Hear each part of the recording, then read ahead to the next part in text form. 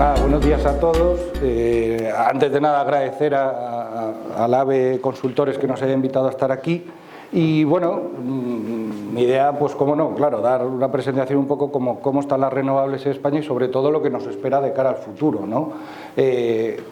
Yo discrepo con este señor del Tesoro. Yo creo que, gracias a Dios, desde hace ya tiempo el crecimiento económico no va lastrado por el cuidado del medio ambiente, porque precisamente son las renovables las que ya desde hace algunos años son competitivas y nos hacen cuidar el planeta y nos hacen tener una energía mucho más competitiva, no solo para la industria, sino también para los hogares. Estoy más del lado de Al Gore, aunque no con todo, que con este señor del Tesoro. Pero bueno, simplemente como comentario y bueno, comentarles un poco lo que es la asociación, pero no lo diré. Básicamente representamos a todas las energías renovables, no a ninguna particular, sino a todas las tecnologías y fuentes que nos dan la naturaleza de origen renovable.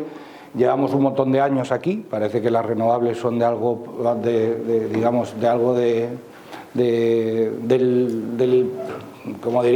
del pasado cercano, pero no. O sea, la asociación lleva 32 años empujando por este mundo de las renovables, que empezó allá por los años 80, sobre todo centrados en los pequeños aprovechamientos hidráulicos, que se consideraron renovables ya desde hace mucho tiempo, derivado también de la crisis del petróleo que tuvimos allí en los años 80. Pero bueno, esto es a lo que nos dedicamos, en temas europeos también, algunos de nuestros asociados.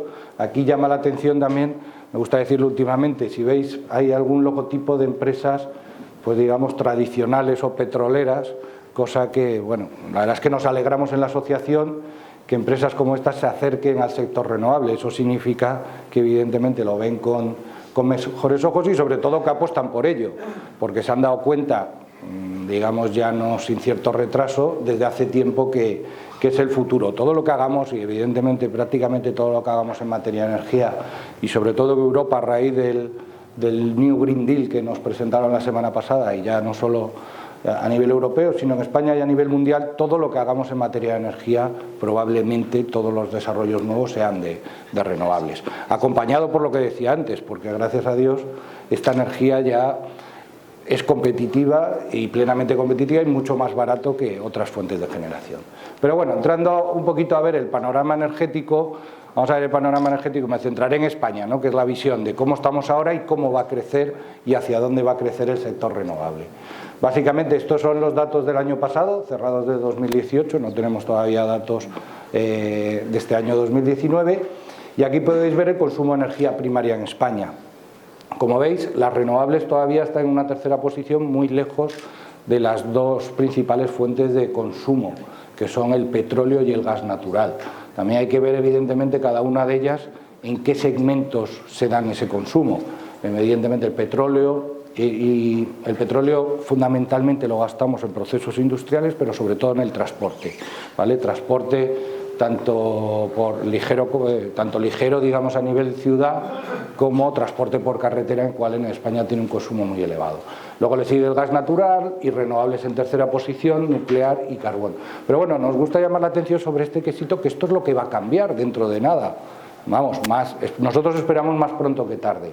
Si bien no cambiará al ritmo que nosotros quisiéramos. Cambiará porque, evidentemente, si vamos a un escenario en 2050 en el cual Europa tiene que ser neutro en carbono, España, por lo tanto, también tendrá que estar en ese escenario, pues tendremos que... a ver, esto... no sé si tiene...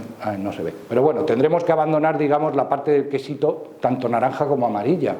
Y ya no digamos la parte nuclear y la parte de carbón. El carbón está llamado a salir de nuestro mix energético en los próximos años y la nuclear, como ya sabéis vosotros, va a ir desapareciendo paulatinamente conforme al acuerdo que llegó el Ministerio para la Transición Ecológica con los operadores nucleares. Pero bueno, si vemos un poco cómo hemos llegado hasta aquí, vemos que todavía en España se depende mucho y no varía sustancialmente el consumo de las diferentes fuentes de energía. Vemos como el petróleo, incluso en este año 2018, hemos aumentado en términos porcentuales su consumo. En el caso del gas sí que ha disminuido un poquito, pero, por ejemplo, en renovables se mantiene más o menos estable, perdón. El año pasado, en 2018, creció respecto al 2017, digamos de una manera significativa, aunque no parece tanto, 1,5 puntos, algo más de 1,5 puntos, sí que creció fundamentalmente porque el año 2017 fue un año seco, fue un año que tuvimos una sequía bastante fuerte, que también está ocurriendo en este año 2019, no a esos niveles, pero estamos en un año 2019 que es, desde el punto de vista hidráulico, bastante malo. Y podéis ver aquí cómo, pues bueno, el porcentaje nuclear más o menos sí que es estable, va a tender a desaparecer, y en el caso del carbón, pues este sí que está llamado a desaparecer más pronto que tarde, ¿vale? En los próximos años ya vemos cómo en este 2020 van a cerrar la gran mayoría de las centrales, o algunas de las centrales eléctricas de carbón, de las más grandes, y sobre todas aquellas que consumían carbón nacional, pero bueno, ese 8,6% del carbón lo tendremos que ir sustituyendo con algo, ¿vale? Y es ahí donde aparecen las renovables. Eso es en términos de energía primaria, que es lo que nos mide la dependencia energética, ¿vale? Esta es la dependencia energética de España frente a la de la Unión Europea. Esto, podéis ver que España depende, pues eso, casi el 75% de la energía que consume viene de fuera. Y en Europa, sin embargo, está 20 puntos por debajo. Esto es otro de los aspectos que también va a cambiar. El Plan Nacional de Energía y Clima prevé que esta dependencia energética la bajemos por debajo del 60%, en particular en el 58 y algo se quedará. Es decir, pasaremos de consumir el 75% de nuestra energía del exterior a algo por debajo del 60%. Y esto, evidentemente, solo lo podremos hacer con renovables, porque en España, por desgracia, a estas alturas ya no es una desgracia, pero bueno, en España no tenemos recursos naturales, digamos, fósiles, no tenemos petróleo, no tenemos gas, tampoco tenemos combustible nuclear, si bien tenemos centrales que lo utilizan. Pero toda esta reducción de la dependencia energética, de los consumos de energía primaria, lo haremos con renovables, ya que no tenemos otra fuente que nos abastezca internamente. Pero bueno, como veis, ya os digo, estamos 20 puntos por encima de la media de la Unión, y la Unión Europea se lo propuso en el paquete de energía y clima como una prioridad, reducir su dependencia energética. O sea, es decir, si Europa lo tenía como uno de los 3 pilares de su política energética, España lo debería tener todavía aún más, porque, digamos, la situación se agrava respecto a Europa. Aquí podéis ver en términos de consumo de energía final, es decir, una vez transformadas esas fuentes energéticas, digamos, primarias. Y aquí el problema se agrava. España sigue todavía dependiendo más del 50% de la energía que consume en términos globales del petróleo. Veis que es casi el 53%. Y en segunda posición le sigue la electricidad. Aquí podéis ver el quesito, sí que distinguimos entre, digamos, veis energías renovables en verde, pero del 22% que consumimos electricidad, más o menos el 40%, o sea, pues casi la mitad de ese quesito azul es renovable ya. O sea, digamos, en el sector eléctrico sí que hacemos bien los deberes y lo hemos hecho en el pasado, pero el problema lo tenemos en el resto. ¿Cómo sustituiremos los productos petrolíferos? ¿Cómo sustituiremos el gas natural y el carbón? Pero bueno, el carbón, lo que os decía, prácticamente eso desaparecerá, va a desaparecer de forma, digamos, de forma natural, entre otras cosas, pues bueno, al precio del CO2 en el que está, y también los acuerdos, digamos, o las decisiones que han tomado las compañías fruto de la normativa europea para cerrar las centrales de producción de electricidad con carbón. Pero bueno, es aquí donde, digamos, tenemos que transformar esta matriz energética, y yo creo que, y así es, que hay cierto consenso en que el vector energético del futuro para poder lograr los objetivos de descarbonización es la electricidad. Pero fijaros que solo el 22% de la energía que consumimos en este país es electricidad. O sea, la transformación que tenemos que hacer para conseguir que incrementar ese porcentaje de electricidad es bastante fuerte, y veremos a ver cómo lo hacemos. Y eso será una de las claves. Esto, fijaros que es la foto de 2018, si vemos el histórico, tampoco nos llama a ser muy optimistas, en el sentido de que, si os fijáis en el apartado de la electricidad, pero no sé si me pongo aquí, igual os molesto a algunos, pero bueno, si veis aquí en la evolución de la electricidad, casi vamos hacia abajo, en términos porcentuales.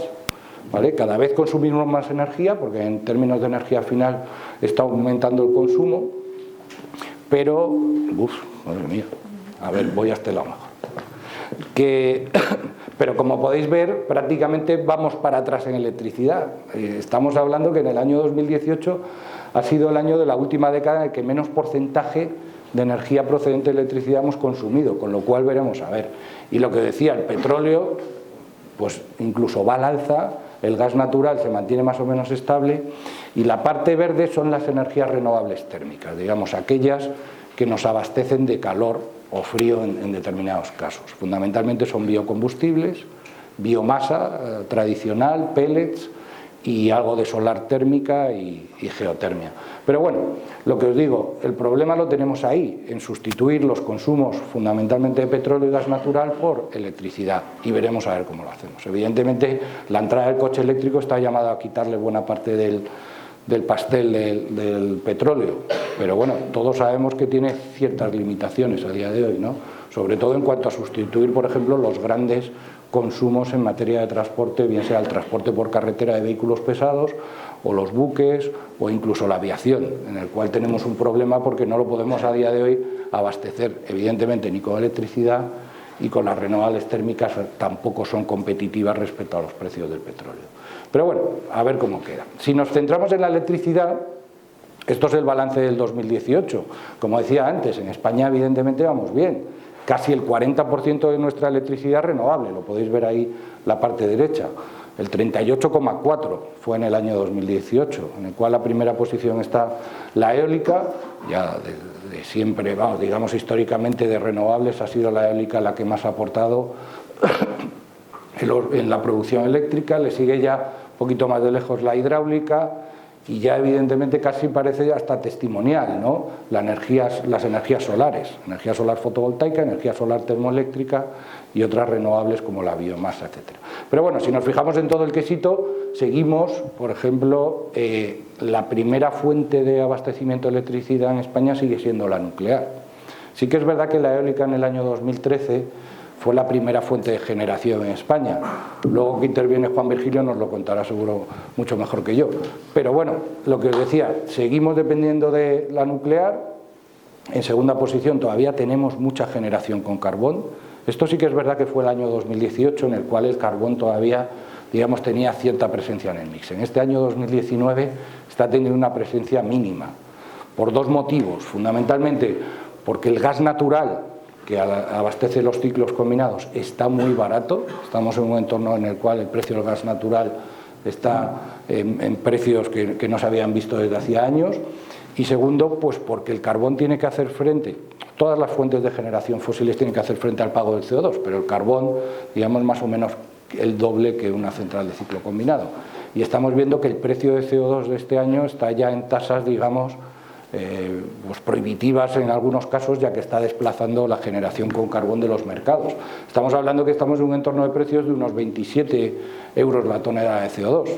Hace 2 años la tonelada estaba en 5,8, cerró de media, con lo cual sí que estamos viendo como cada vez al menos el mercado que tenemos en Europa de emisiones está funcionando. Sí que está lanzando señales de precio de que contaminar evidentemente está penalizado.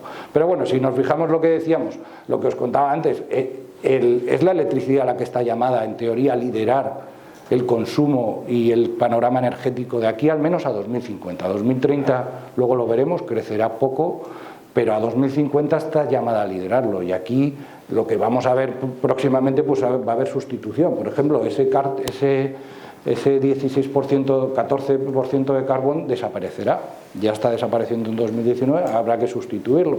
La nuclear igual, hay un plan de ir desmantelando centrales y tendrá que desaparecer más pronto que tarde, con lo cual todo eso lo vamos a tener que sustituir, y sustituir con renovables.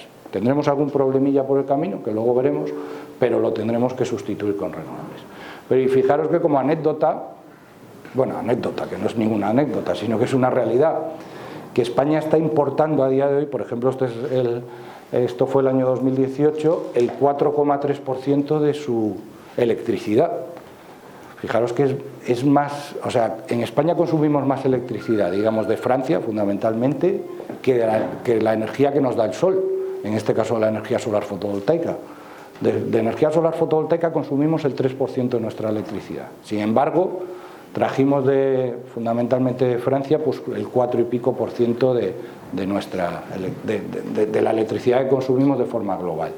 Y esto, evidentemente, es una distorsión en un sistema como el nacional que está sobredimensionado. Tenemos centrales de sobra, tenemos capacidad de sobra, sin embargo, hay determinadas distorsiones en los mercados que nos hacen que sigamos trayendo electricidad de fuera. Os pongo dos ejemplos. Por ejemplo, en Francia, ¿qué ocurre normalmente? Las interconexiones entre los países se mueven por señales de precio. Es decir, dependiendo del precio en cada hora a un lado y a otro de la frontera, la importación, o sea, la interconexión se mueve en sentido exportador o importador.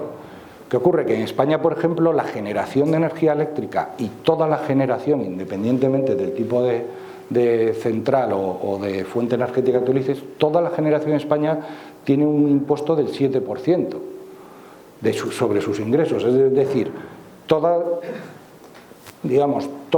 tus ingresos que tú tengas en el mercado mayorista tienes que hacer frente a final de año, a final o durante el año, a un pago del 7% de esos ingresos. Es decir, en España ya, a la hora de competir con los franceses o con los portugueses, ya la electricidad de base es un 7% más caro, algo que es una distorsión y que por este motivo, entre otros, ocurre esto, que al final importemos más energía. Otro ejemplo, que ya se dio algo el año pasado, pero sobre todo este 2019, en determinados momentos tenemos una interconexión con Marruecos, fundamentalmente es netamente exportadora, le solemos vender más electricidad de lo que nos mandan ellos, pero en determinados momentos le estamos comprando electricidad a Marruecos.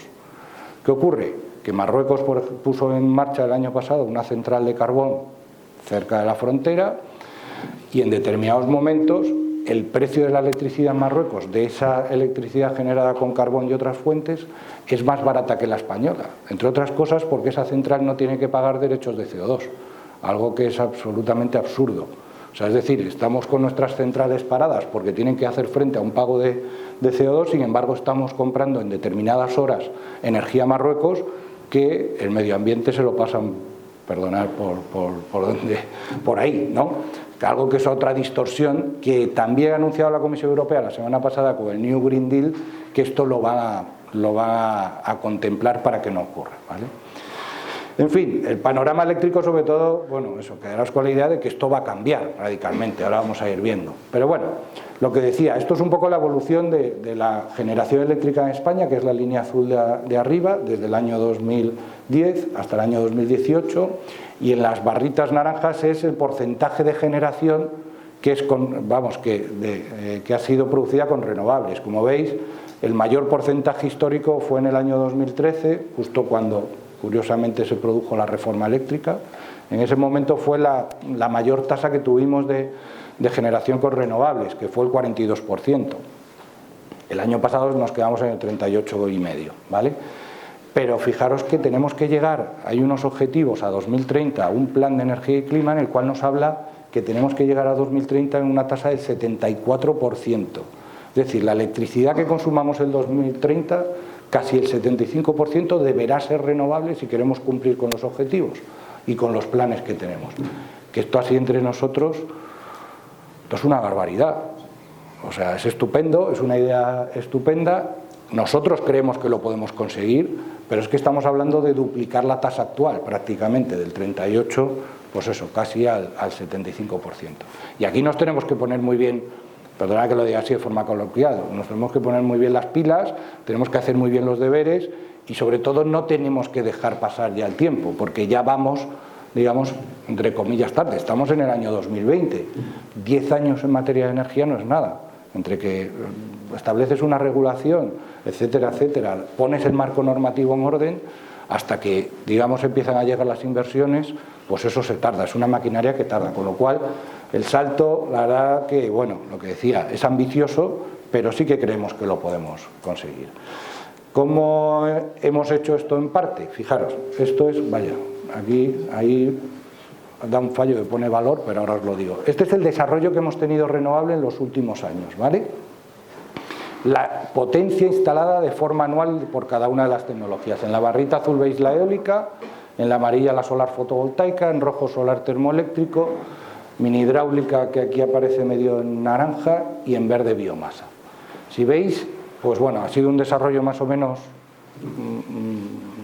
pues eso, con altibajos más o menos estables, exceptuando el año 2008, todos lo conocéis, no me centraré, que fue cuando, digamos, cuando invertimos el mayor contingente o introdujimos en ese momento pues prácticamente toda la potencia que tenemos a día de hoy de energía solar fotovoltaica, fruto también de un error del Ministerio a la hora de controlar los cupos, los plazos y demás. Pero bueno, en el año 2019 hasta noviembre, ahí no aparece el valor, pero hemos superado ya ese, digamos, ese hito de instalación de renovables. Estamos en 4.884, me parece que aparece ahí. El año 2018 fueron 519, pero bueno, veis que hemos pasado una travesía por el desierto. Veis que en el año 14, 15, 16, 17 prácticamente no hemos hecho nada y de repente hemos tenido que hacerlo todo de golpe. Todo esto mirando en los objetivos de 2020. Luego veremos esta misma gráfica en la proyección a 2030. Pero bueno, como idea, a nosotros nos gusta transmitir que esta gráfica no nos gusta. No nos gusta, primero, no nos gusta lo que pasó en el pasado de forma errónea. Tampoco que pudiéramos cometer errores otra vez con otras tecnologías.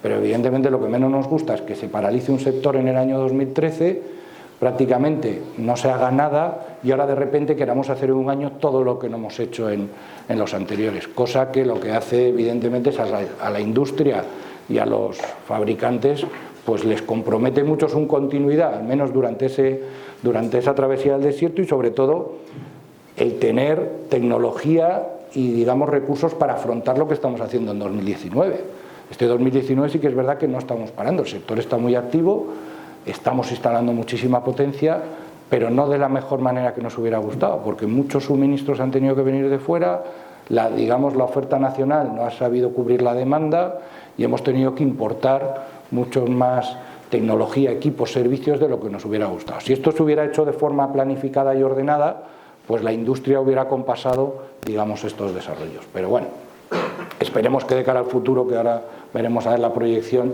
no se vuelva a repetir. Y todo esto viene fruto de las subastas que se celebraron. Aquí os he puesto los datos en el año 2017. Esto, fijaros, esto fue la subasta que se realizó en mayo del 17. A la izquierda podéis ver la energía solar fotovoltaica que se adjudicó y a la derecha la eólica. Cuando veis ahí en solar fotovoltaica 1,037, la coma es una coma, no es un punto. O sea, no se adjudicaron 1.037 megavatios fotovoltaicos, sino no, se adjudicó 1 megavatio solar fotovoltaico, sin embargo se adjudicaron casi 3.000 eólicos. Evidentemente aquí había un mal diseño de la subasta. Estaba muy beneficiado, digamos, una solución tecnológica frente a otra. Pues digamos el que la diseñó en su momento se dio cuenta que se equivocó, evidentemente, y organizó otra subasta en julio. Y aquí, pues digamos, vino a corregir, digamos, las distorsiones del anterior. Porque aquí sí que se dieron permisos para 4.000 megavatios solares y otros 1.100 eólicos. En total, más o menos, se otorgaron unos 4.000 megavatios a cada una de las tecnologías para ponerlas en marcha antes de diciembre del 2019.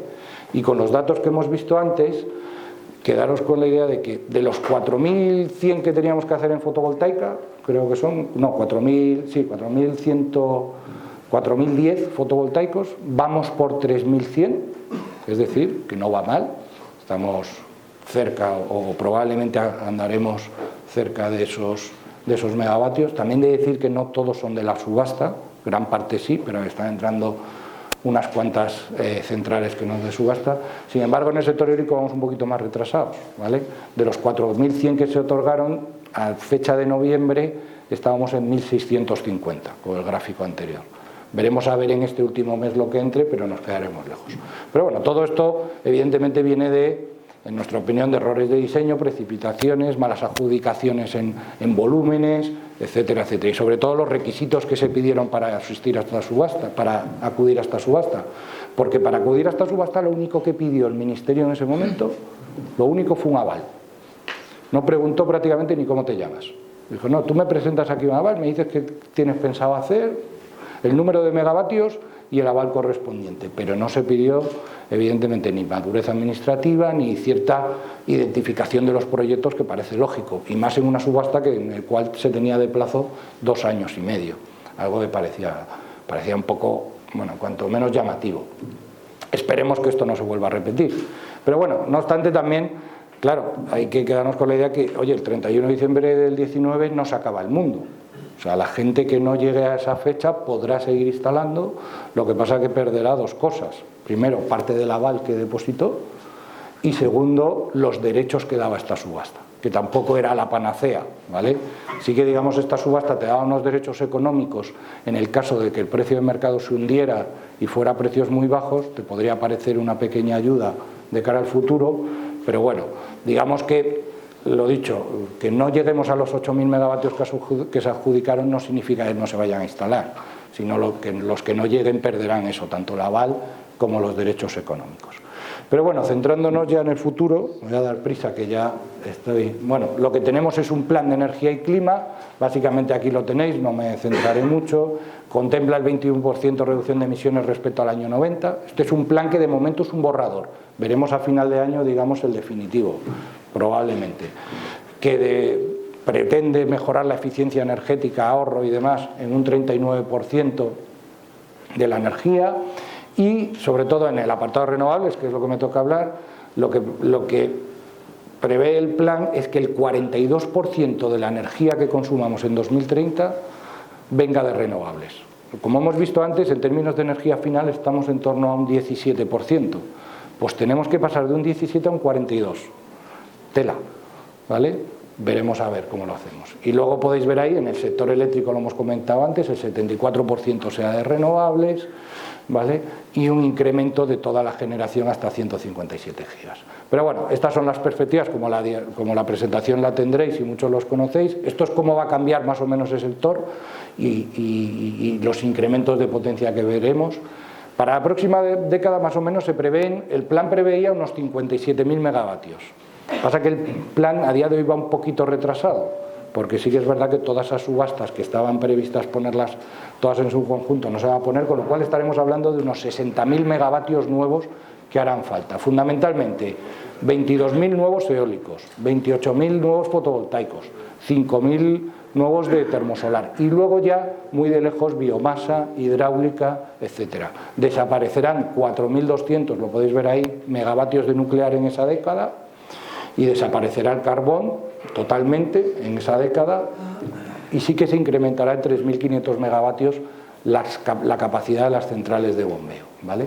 Y hay algunas otras tecnologías renovables que no se consideran. Pero bueno, eso era en materia en términos de potencia. En términos de energía, fijaros aquí, más o menos, quedaros con la frase final. Pasamos de que de la eólica está ahora cubriendo más o menos un 18% de la demanda a un 34%. Y la solar fotovoltaica, que está en ese 3% actual, a un 19%. Es decir, que casi el 20% de la electricidad que consumamos en 2030 vendrá de la energía solar fotovoltaica. Este es el sector calor y frío, que me lo saltaré. Estos son los impactos y las inversiones previstas, que la verdad es que es muchísimo dinero. Estamos hablando de todo el plan, prevé 236.000 millones, de los cuales la mayor partida se la lleva a renovables, algo más de 100.000 millones de euros. Con lo cual el plan es ambicioso. Y esto era lo que os enseñaba antes. Si queremos llegar a cumplir esas tasas de crecimiento, esto es lo que nos espera, o lo que nos debería esperar de manera, digamos, ordenada. Y cómo nos gustaría a nosotros, más o menos, que se diera, digamos, no entradas y salidas de potencia de forma salvaje. Acordaros que eso que pone valor son 4.800 y algo, en el PDF está bien reflejado. Y luego veis que, pues eso, tendremos que empezar por tasas, que podríamos empezar por más, pero bueno, unos 3.000 y pico megavatios, pero tendremos que estar más o menos en torno a los 5.000, 6.000 megavatios año, cosa que es todo un reto, ¿vale? Y solo por acabar, la última, ¿cómo vamos a hacer eso? Pues fijaros, os he traído los últimos datos de solicitudes de acceso y conexión. Sabéis que esto está en los medios, la nueva burbuja renovable, etcétera, etcétera. Pues estos son, digamos, la potencia instalada, que son las barritas oscuras, las de la izquierda, y en claro son los permisos de acceso, bien con contrato técnico de acceso o permiso o autorización de acceso de cada una de las tecnologías. Es decir, que serían factibles desde el punto de vista de las redes. Otra cosa es desde el punto de vista ambiental, económico, etcétera, etcétera. Pero si ahora, fecha de noviembre, tenemos en eólica 25.200 megavatios, es que ya hay autorizados desde un punto de vista simplemente de capacidad de acceso, tienen, digamos, permiso de acceso concedido, donde es más llamativo es en la solar fotovoltaica. A fecha de noviembre tenemos 7.800 megavatios, pero es que fijaros la cantidad de permisos de acceso y conexión que hay dados para fotovoltaica, 68.000. Y es que de aquí a 2030 tenemos que hacer 28.000. Con lo cual nos sobra la mitad, bueno, la mitad no, casi la tercera parte. Y en solar termoeléctrica y en biomasa ya estamos mucho más lejos. Pero bueno, lo dicho, esto es simplemente permiso de acceso o autorización de acceso. Luego mucha de esta potencia se caería, o se deberá caer, por problemas ambientales, porque evidentemente algunos agentes simplemente lo que han hecho es comerciar con este, o lo que tratan es comerciar con este permiso de acceso, etcétera, etcétera. Aquí está otra de las distorsiones de la regulación. El único requisito para solicitar acceso es un aval. Eso no es suficiente, no es que busquemos barreras de entrada, pero lo que deberíamos buscar es que al menos todo lo que se otorgue sea factible de poderse construir y al menos haya un proyecto y digamos un diseño al menos real detrás, pero bueno, muchos nos tenemos que no. Y bueno, quedaros con la idea de eso. Tenemos 36.000 megavatios instalados en esas tecnologías y potencia otorgada con acceso tenemos 94.000. De aquí a 2030 el plan prevé 60.000, con lo cual a día de hoy parece que ya estuvieran todos los deberes hechos, pero bueno, no es cierto por lo que os decía, mucha de esa potencia caerá. Y solo deciros eso, sí que es verdad que el 70% de toda esta potencia está prevista o al menos solicitada en la red de transporte y únicamente el 30% en la red de distribución. Parece que se está cambiando un poco el paradigma, ¿no? Las renovables que en teoría tenían ese carácter distribuido, ahora ya no lo vemos así. Vemos desde grandes centrales de 500 y 600 megavatios a pequeñas centrales, ya no solo de generación, sino de autoconsumo de pocos kilovatios. Y nada más, veremos a ver qué hacemos con todo esto. Es urgente que lo ordenen y es urgente que de alguna manera pongan pues cierto sentido a todas estas solicitudes. Y por mi parte nada más, si hay cualquier pregunta a su disposición. Sí, yo tengo una pregunta con respecto al posible futuro cambio de paradigma, es decir, una vez que se introduzca una definitiva de Smart Meter y hay una respuesta local a la demanda, que supone que es lo que debería existir, que es lo que original, el hecho de la construcción de megaplantas cuando tienen deseos que no tienen la capacidad de absorción de esa evacuación energética, me parece poco viable este tipo de solución. Es decir, la solución va orientada hacia otro tipo de estructura de abastecimiento. Sin embargo, la tipología de plantas que se están instalando son las que hemos visto expuestas en la presentación. Y por otro lado, veo una carencia por parte de los DSOs a la capacidad de absorber esa evacuación de energía. Entonces, yo creo que al final el futuro va a tender hacia lo que antiguamente era un servicio más puramente local, sobre todo teniendo en cuenta la evolución de biblioteca y minería. Bueno, en mi opinión cabe todo, desde las grandes plantas hasta las pequeñas instalaciones de generación. Hombre, las grandes plantas tienen un sentido económico evidente, la economía de escala. Evidentemente, instalar una planta de 500 megavatios de solar fotovoltaica, pues no sé a cuánto estará el coste, muy por debajo de €1 el vatio. Si tú la pones en tu casa estamos hablando de 2 euros el vatio. Entonces, cabrá todo. Sí que estoy de acuerdo contigo que llama la atención un poco, e incluso a nosotros nos llama la atención, porque lo que te digo, la mayoría de esa potencia está centrada en grandes plantas de generación y sin embargo no estamos utilizando la red de distribución lo suficiente. Una postura actual de pensamiento ecológico en cuanto a pérdida de red, una serie de características que van directamente de la mano cuando es algo local. Todo tiene sus ventajas y sus inconvenientes, pues tú fíjate también, o sea, en una gran planta de 500 megavatios, los impactos, digamos, imagínate, en Extremadura, como hay alguna, ¿no? Los impactos están reducidos, dependiendo de si lo han hecho bien. Luego distribuir esos 500 megavatios en pequeñas centrales por el territorio también habría que ver, o sea, todos los impactos en función del tamaño se reducen o se maximizan, depende del buen diseño que hagas de todo esto. Pero bueno, yo creo que lo que te decía al principio, cabe todo. Sí que es verdad que deberíamos migrar, en teoría, debería ir acompañado más la generación, ir más cercana al consumo, en teoría, pero no es así. Estamos viendo que los inversores se están decantando por estas soluciones. Sí que siempre hemos hablado del cambio de paradigma de un sistema centralizado de grandes centrales de generación, que es lo que hemos tenido hasta ahora, grandes centrales bien sea de carbón, nuclear, pero estamos yendo a un sistema parecido, grandes centrales de generación renovable, si bien le estamos dando cierto carácter distribuido. Es ahí donde veremos medir muy bien hacia dónde nos queremos orientar. Pero bueno, yo creo que, lo que te decía, yo creo que las dos opciones caben, pero hay que hacer atractivas las dos. Ya estamos viendo como desde un punto de vista, por ejemplo, económico, estamos haciendo atractivo el autoconsumo, y se está haciendo mucho en autoconsumo. Sin embargo, también la economía de escala prevalece y las grandes plantas están. Sin embargo, el aspecto de offshore y termosolar no... Bueno, termosolar se prevé 5.000 megavatios en el plan. Lo que pasa es que la termosolar todavía no es una tecnología competitiva en términos económicos. Tiene sus ventajas, que es la capacidad de almacenamiento durante determinadas horas. Pero el plan prevé, por ejemplo, ayudas a las renovables y prácticamente todas se van para la tecnología termosolar. En esto ya el propio Ministerio nos lo dijo en su momento.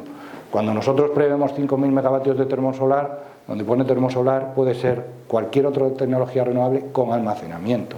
O sea, el plan es una guía y digamos una foto con la tecnología a día de hoy y la proyección a 2030. En función de cómo cambie la tecnología y cómo cambien los desarrollos, podemos ver que los cupos no son objetivos particulares. El objetivo real es llegar a un 74% de la electricidad sea renovable. Y luego veremos a ver cómo se va adaptando. Buenos días, José María. Soy Alfonso Andrés, del Departamento de Financiaciones Estructuradas de Vestas. Si me permites, te quería hacer dos preguntas. La primera es si ves factible el Plan Estratégico 2030, hablando con diferentes expertos del sector, lo califican directamente como no realista. Y la segunda pregunta es ¿qué crees que va a pasar con la ejecución de avales de las subastas de 2017? Gracias. A ver, del Plan 2030... Cuando lo anunciaron, la verdad es que a todos nos pareció, vamos, casi no decíamos, madre mía, un 42%. Pero yo creo que si las cosas las hacemos bien, podemos llegar a ello. Lo que pasa es que, claro, tecnología hay, pues tecnología tenemos, industria tenemos. En términos económicos, si lo hacemos bien, nos tiene que salir más barato. El problema es la regulación, que la regulación normalmente siempre llega tarde. Y ese es el problema que tenemos. A día de hoy España, bueno, que vaya por delante que España no tiene objetivo. No hay en ningún sitio, en ninguna ley, en ninguna norma que España tenga un objetivo a 2030. Se inició la andadura de un anteproyecto de ley de cambio climático en el cual el objetivo no era el 42, era el 35. Si bien presentamos un plan, un borrador, de momento es un borrador, ni siquiera se acuerda el Consejo de Ministros, presentamos un plan en el que queríamos ser más optimistas y llegar al 42. Pero el objetivo que nosotros teníamos en ese anteproyecto de ley, veremos a ver si sigue su andadura, era el 35. Es urgente, sobre todo en materia de regulación. Bien regular las próximas subastas, que es algo que creemos que tendríamos que hacer ya, pero factible nosotros sí que somos optimistas, o sea, que se puede conseguir. Es muy ambicioso, pero si algo falla sería la regulación y luego otro aspecto que nos preocupa y mucho son los procedimientos administrativos. En España es lentísimo tramitar cualquier instalación eólica, fotovoltaica o cualquier línea de aquí a la calle de enfrente. Eso es lo que nos preocupa, pero si hacemos buenas prácticas, cambiamos, somos ágiles en la regulación, nosotros somos optimistas. Oye, otra cosa que es ambicioso, lo hemos visto ahí. Pero fíjate este 2019, es que vamos a poner en marcha mucha potencia. Cuando España se pone, ¿eh?